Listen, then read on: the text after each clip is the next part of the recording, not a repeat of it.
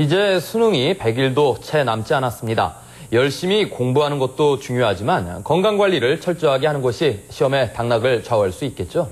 특히 일교차가 10도 이상이 되다 보니 환절기 감기로 고생하고 있는 수험생들도 적지 않은데요. 감기의 한의학적인 치료와 예방법 알아봤습니다. 함께 보시죠. 환절기만 되면 어김없이 찾아오는 불청객 감기. 특히 면역력이 약한 아이들이나 만성질 환자 혹은 노인 환자가 급증하고 있는데요. 실제로 감기는 소아과, 내과, 이비인후과 등 1차 진료기관에 내원하는 가장 큰 이유이기도 합니다. 일단 감기의 원인부터 알아보아야 하는데요. 감기를 일으키는 바이러스는 200여 종류가 넘습니다. 이 바이러스들은 더위와 습기에는 기세가 약하고 추위와 건조에는 강한 기세를 떨치게 됩니다. 그래서 온도가 내려가는 환절기에는 기승을 부리게 되지요. 그래서 어린이나 노약자 분들에게 쉽게 나타나고요. 또한 스트레스로 인해서 체력이 떨어진 분이나 공부에만 전념하느라 면역성이 떨어져 있는 수험생에게도 많이 나타납니다. 환절기 감기에 걸리면 기침, 콧물, 두통, 열감 등을 호소하게 됩니다. 대부분은 특별한 치료 없이도 3일에서 7일 만에 낫는데요.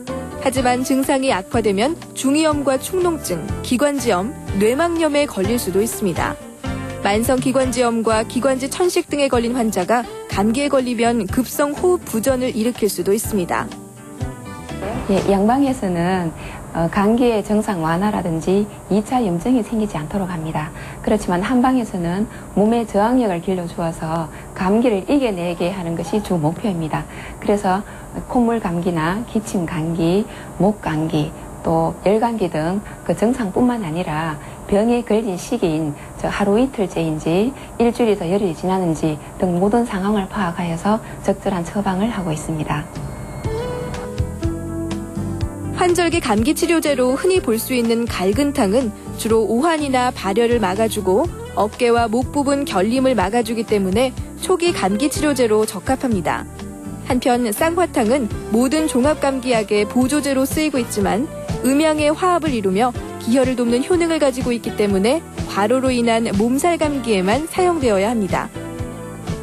감기에 걸리게 되면 집에 있는 생강이나 파이의 흰 부분을 잘게 다져서 마시고 몸을 따뜻하게 하면은 초기 감기라면 약을 복용하지 않아도 나을 수가 있습니다.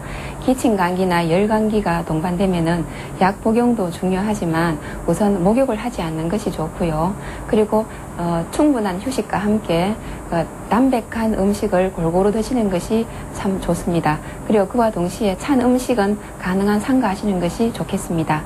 그리고 또 기침이 있는 경우에는 집에서 은행을 구워서 드신다든지 배나 꿀을 같이 달여서 드신다든지 도라지를 달여서 드시는 것도 감기에 도움이 됩니다. 감기와 비슷한 증상을 보이면서 38도 정도의 고열, 두통과 어지럼증, 무력감, 설사와 구토 증상이 더해진다면 단순 감기가 아닐 수도 있기 때문에 반드시 신종플루 감염 여부를 확인해 봐야 합니다. 가벼운 감기 증상이 한 달 이상 계속되고 있다면 비염이나 축농증 혹은 폐렴 증상이 동반되고 있을 가능성이 높은데요. 따라서 감기에 대한 근본적인 치료로 환절기를 건강하게 보내시는 것이 좋겠습니다. 건강365였습니다.